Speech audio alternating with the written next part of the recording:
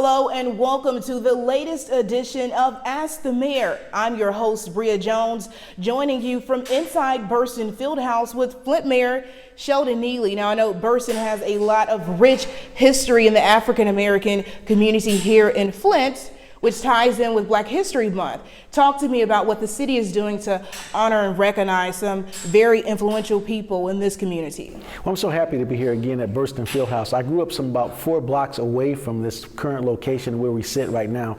This fieldhouse was built in 1923 and it still stands as a pillar of hope for the north side of the city of Flint. As you can see and hear right now, the building itself is talking to us through its heating system. But you know, being here since 1923, is still having rich activities for young people here on the north side.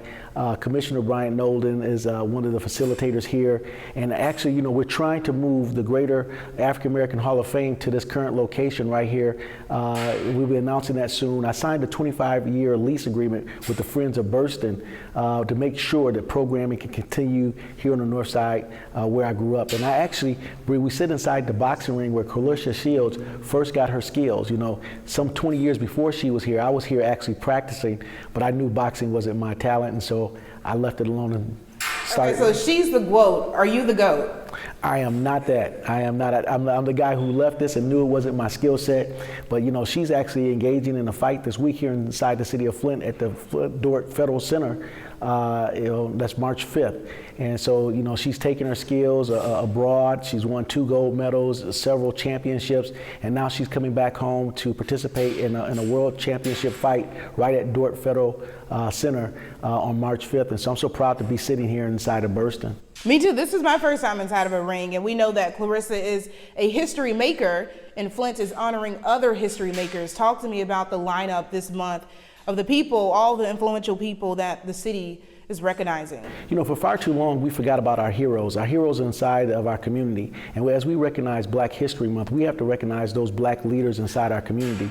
And we'll be recognizing some people like Joe Davis, which was the first African-American fighter inside the city of Flint. And he's still around, he's still with us. And also we'll be recognizing posthumously Dr. Nathan Bertley and also Reuben Burtz. And so we have some great people that we're gonna be honoring, and we're gonna be doing it with a Kwanzaa type of spirit, right? A Juma.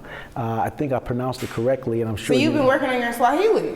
Just a little bit, but you know, it means about community and responsibility, and we'll be giving the highest honor that I can give away as a key to the city for their contributions to the African American community here inside the city of Flint. And also Norm Bryant, you know, a great guy, a business owner, the founder of the African American Hall of Fame here inside the city of Flint. You know, so you know we're making great strides in this community. And speaking of strides, let's talk about the efforts to plow the roads here. I know over the weekend, even myself on a side street in Flint, I was stuck, and this is a big talker that we're seeing online. And I know just looking on Facebook, I saw that this is one of the snowiest Februarys ever in Flint history. Talk to me about the efforts to make sure that the roads are cleared. You know, once again, we were pacemakers for the county. We were the first community to declare a snow emergency, receiving between 9 and 11 inches of snow. We have 506 miles of roads to plow with a priority and a way that we do it. First is the major roads, the major arteries, getting people to and through.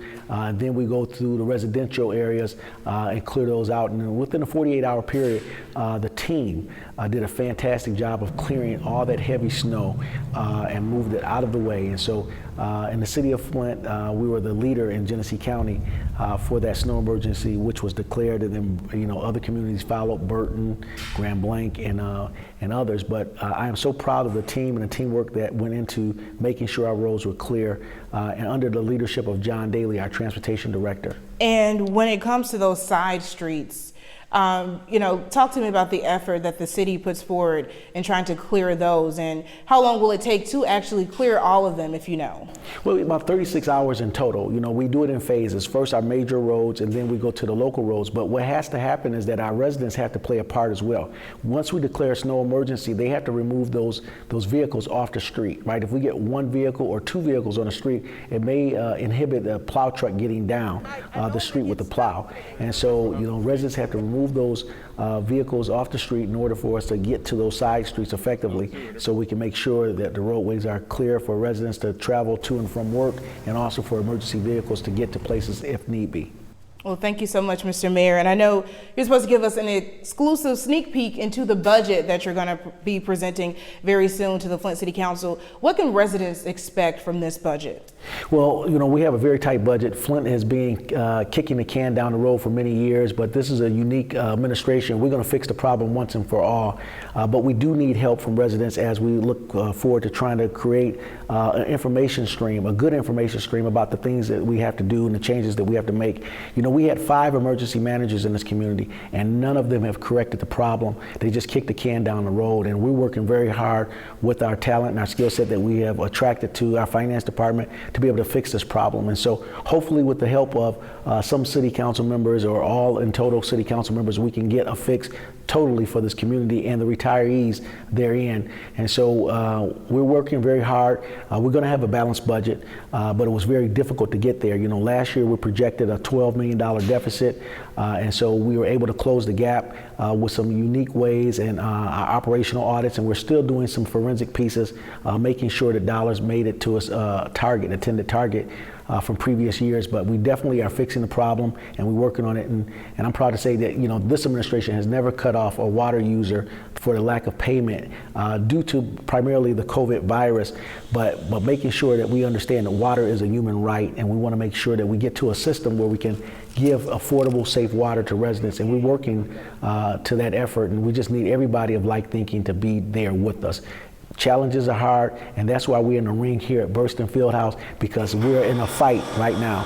We're going to knock it out the park, huh? We're going to definitely knock it out the park right here at Burston Fieldhouse as this building comes alive right in front of us and it continues to talk to us. And, it's no secret. You mention this all the time in your press conferences. We talk about this. Flint is a cash-strapped city. Talk to me about some of the challenges when it came to creating this budget. Well, we had the shortfalls. As I said before, we had projected before a $12 million shortfall, and that's primarily through our unfunded liabilities and our pension costs. Our pension costs ballooned this year. It went up $10 million from this year to the past year, and so we have to continue to try to pace with those costs. And we have about, on our operating costs, we probably spent about $22 million, but $20 million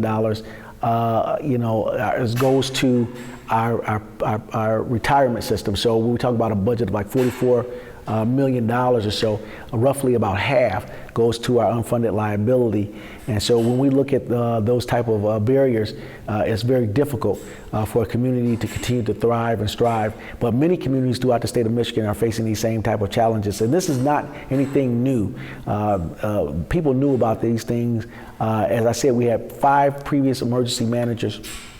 This was not a secret to them. What they did was mask and disguise and kick the can down the road and play the shell game with the budget. And I choose not to do that. I choose to present a good budget, a balanced budget, and then we have to really work toward what we're going to be doing in the future. And when it comes to this budget, are there any surprises? Were there any positions that may have been cut? No, we're blessed in the sense that through our operational audits, we were able to fill vacant positions. There were many vacant positions at City Hall, and we're working at filling those vacant positions. So it's no cut to public safety whatsoever.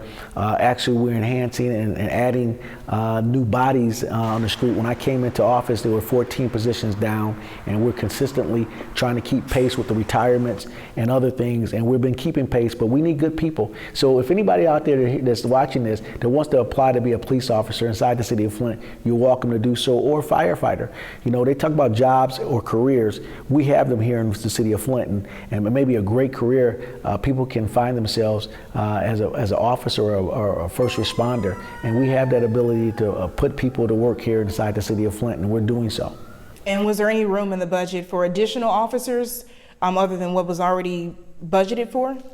Well, not so much additional officers, but we wanted to make sure we focus on filling the positions that were vacant. And so we were still going to try to keep pace and trying to fill those vacant positions and keep up with retirement, because we have a lot of aging officers that's looking forward to retirement. And so we have to be ready to fill those vacancies, and we've been doing so. And so we're going to get up to the full complement of what this community can afford and supplement what we don't have from Michigan State police officers and other law enforcement agencies in our area to make sure that we protect the residents. And so it's getting better. This is our first year in through a pandemic year, the intersection of crisis, and we are doing a fabulous job, but we just want people to work with us. And you're supposed to present this proposed budget, I believe, March 1st, right? Yep, the March 1st will be, we'll actually have to deliver that budget to the City Council. If it's available to present, we will make a presentation available to the public as well. We're going to be going out and making sure we have what I call circles, influential circles of people. Everyday people, talking to them about what is going on, giving them a better understanding, helping to educate them about this and edify them and their questions about what is coming and what is going to happen down moving forward. And so that's something that's never happened. And so we've been very transparent in the way that we conduct our business. And so people have to seek out good information. Bad information is just as toxic as anything that is in an environment, and we see what bad information does. Bad information hurts people, and so we want to give good information, and we must stay focused and maintain our due diligence about providing the information, the good information for residents. And given this most recent Flint City Council meeting where things got a little tense, are you expecting any pushback at all from the council when you present the budget? Well, sometimes having obstructionists is nothing new to this community, and we're very aware of where those obstructions are. But we definitely have to make sure we get around those obstructionists, and we have to get around those individuals that wants to pick the pockets of the poor, monetize our suffering. That happens in this community, and far too often it's happening to residents in this community. And so sometimes residents are left stranded without a level of hope or understanding what is going on. And that's why we sit here in Burston on the north side of the city of Flint, making sure we reach out to all sectors. My mother still lives in the house where I was raised, just a few blocks from this current location. And she came to my home today to visit me. Imagine that. And so, I love her to death, and we worry about our seniors in this community, and we have to do everything in our power to make sure that they're safe and comfortable. And with that understanding, we have to do it together. City Hall can't rescue you, the state capitol can't rescue you, the White House can't rescue you. We have to rescue one another by working together in a way that is beneficial to our children. And, just to backtrack a little bit, you brought up the pandemic, which is, of course, we can't forget the pandemic. Did that present any challenges to the budget specifically with the needs, in this community? Absolutely. One thing I do understand is that one deficit that we can never overcome, and that's a death deficit. As the nation just recognized 500,000 people have perished as a byproduct of this deadly virus. We won't get those individuals back. So we spared no expense about saving lives inside of our city. And so we've stayed focused. We did the things that was necessary, declaring an emergency, reconnecting water services, shutting down City Hall, changing the landscape, adding a walk-up window, doing screenings, and more. So we recognize what a real deficit is when you lose a loved one. And so we spared no expense in that. Dollars and cents we can try to recover. If you lose somebody, that is a space that will never ever be filled again. That's one of my favorite quotes of yours. Every time you say it, it resonates, and it means something, because again, we all need each other to survive. The loss of life obviously is inevitable, but we want to prevent that from happening whenever possible. So thank you so much, Mr. Mayor, for your comments today, your information about the budget. Is there anything that what do you want them to know, if you could sum it up, or what would you say about this proposed budget that you plan to present? It's a balanced budget. It's a troubled budget, but we will definitely work to make things better in this community, and we're going to do so with a heart and a mind. And it's not a political mind. I'm a strong man of faith, and we will continue to do the things in that realm of a heart for the people, caring about the next generation more so than the next election. And we're going to continue to do that. Well, thank you so much for inviting me to the ring. This is my first time in the ring.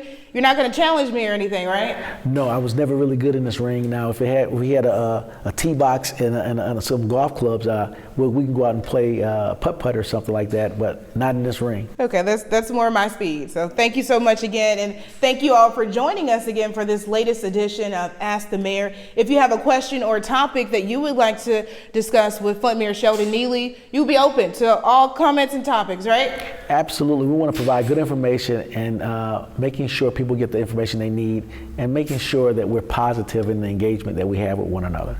Again, this is all about being informative and talking about the topics that impact you. So if you have something you would like us to discuss, please send us an email at ask@midmichigannow.com, and we'll definitely bring it to the ring. So thank you again for joining us for this latest edition of Ask the Mayor.